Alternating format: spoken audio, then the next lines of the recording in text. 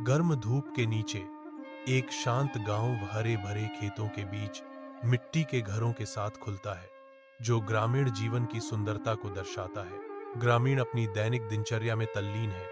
उनकी गतिविधियां सादगी और सद्भाव का एक स्पष्ट चित्र प्रस्तुत करती हैं। दादी अपने पोते के साथ बैठती हैं, गुजरे जमाने की कहानियां सुनाती हैं, क्योंकि वह कबूतरों के झुंड की ओर इशारा करती हैं। कबूतर ऊपर उठते हैं, उनके पंख सुनहरी धूप पकड़ते हैं, जो स्वतंत्रता और समय के बीतने का प्रतीक है।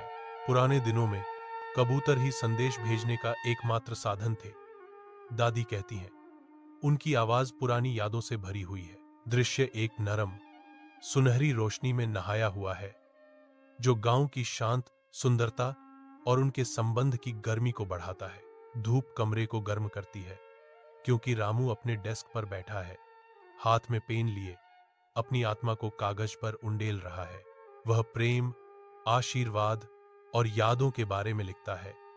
हर शब्द उसके दिल के परिदृश्य को चित्रित करने वाला एक ब्रश स्ट्रोक है। कोमल हाथों से वह पत्र को मोड़ता है, इसे एक कबूतर को सौंपता है, जो उसकी गहरी भावनाओं का मूक संदेशवाहक है। आशा से भरी आंखों से रामू देखता है, जैसे उसका संदेश उड़ान भरता है, अनंत आकाश में ऊंचा उड़ता है। एक अकेला कबूतर विशाल विस्तार में चढ़ता है। पहाड़ और जंगल हरे और नीले रंग से क्षितिज को चित्रित करते हैं। नीचे हरे भरे घाटियां घुमावदार नदियों को पालती हैं, जो प्रकृति की स्थायी सुंदरता का प्रमाण है।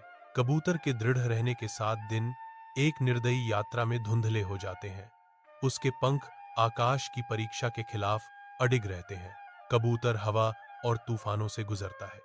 इसका छोटा रूप लचीलेपन का प्रतीक है। आखिरकार रामू का घर क्षितिज पर उभरता है, जो थके हुए यात्री को घर की ओर खींचने वाली आशा की किरण है। एक पत्र मिला। रामू और उसकी मां के चेहरों पर मुस्कान खिल उठी। उनके दिल खुशी और राहत से भर गए।